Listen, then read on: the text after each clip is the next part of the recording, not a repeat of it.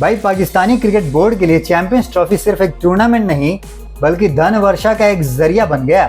जहां एक तरफ इंडियन टीम ने चैंपियंस ट्रॉफी जीत कर ये दिखाया कि असली चैंपियन वही है, तो वहीं दूसरी तरफ पाकिस्तान ने चैंपियंस ट्रॉफी को होस्ट करके $10 मिलियन का मुनाफा कमा लिया है।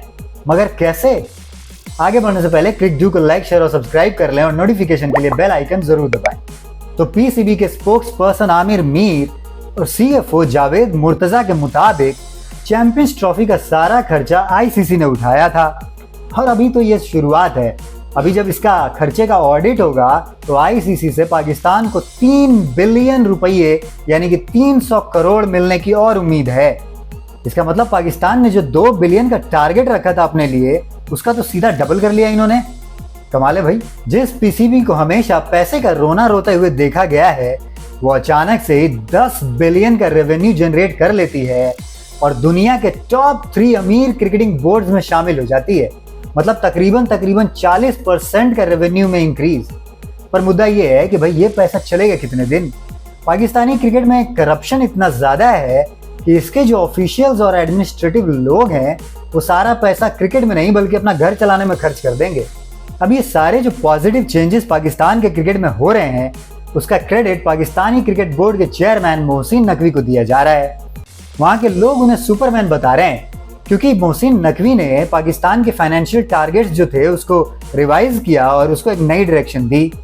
पाकिस्तानी क्रिकेट बोर्ड ने तो 40 मिलियन का टैक्स भी भर दिया है। पर क्रिकेट फैंस का एक सवाल अभी भी बना हुआ है कि चलिए ये सब सुनने में तो अच्छा लग रहा है, ये जो पैसे की बातें हैं और टैक्स की बातें हैं, पर भाई पाकिस्तानी क्रिकेट का क्या? वो तो हमेशा से हार ही रही है। क्या उसको इम्प्रूव करने के लिए भी कोई टारगेट या फिर कोई गोल या फिर कोई प्लान या स्ट्रेटेजी बनाई है आपने?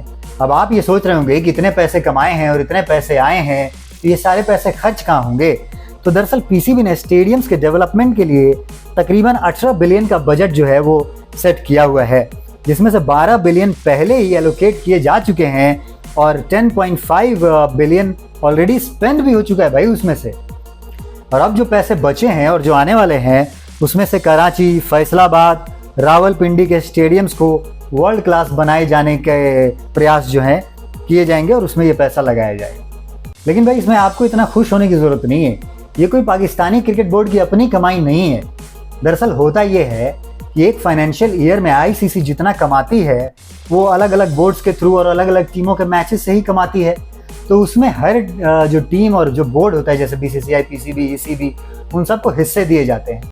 तो इस बार की कमाई में पाकिस्तानी क्रिकेट बोर्ड का हिस्सा जो बनता है वो है 5.75%, जो कि बाकी सारे बोर्ड्स को मिला दे तो काफ़ी कम है। इनफैक्ट यूँ कहें कि पाकिस्तान में भी बांग्लादेश और नेपाल या फिर अफगानिस्तान जैसे क्रिकेट बोर्ड से ही ज़्यादा होगा, नहीं तो उनके आसपास का ही है। अब उसी के हिसाब से 2024-25 का जो फाइनेंशियल ईयर है उसका जो हिस्सा बैठता है वही इन रुपयों के रूप में पीसीबी को मिला है।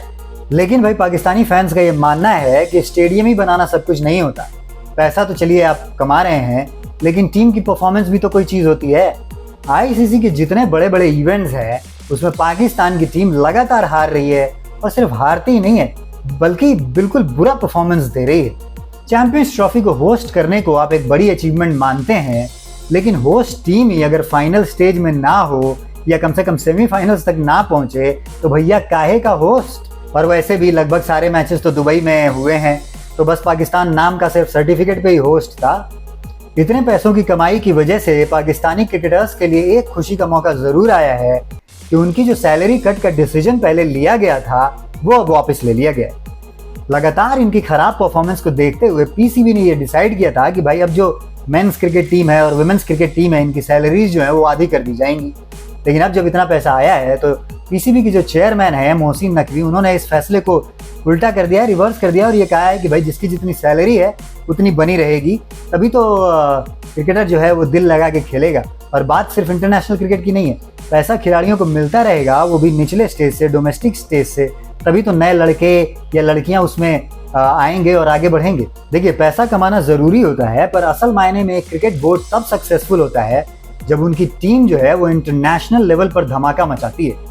जैसा कि इंडियन टीम ने दिखाया, लगातार 2 आईसीसी के इवेंट्स जीतकर पूरी दुनिया में अपनी सुप्रीमेसी को दिखाया और इसीलिए तो बीसीसीआई कमाती भी ज़्यादा है और दुनिया के अंदर एक स्ट्रॉन्गेस्ट बोर्ड, एक क्या मतलब सबसे स्ट्रॉन्ग बोर्ड जो है वो बीसीसीआई ही है।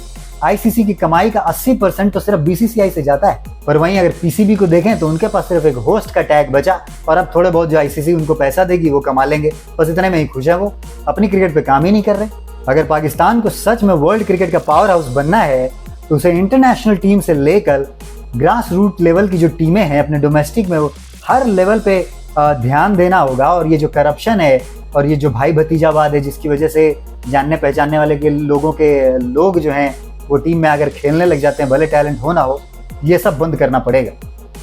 भाई होस्ट बनने से ज़्यादा मज़ा तो तब आता पाकिस्तानियों को जब पाकिस्तान की टीम चैंपियंस ट्रॉफी के फाइनल में होती और भारत के खिलाफ खेल रही होती।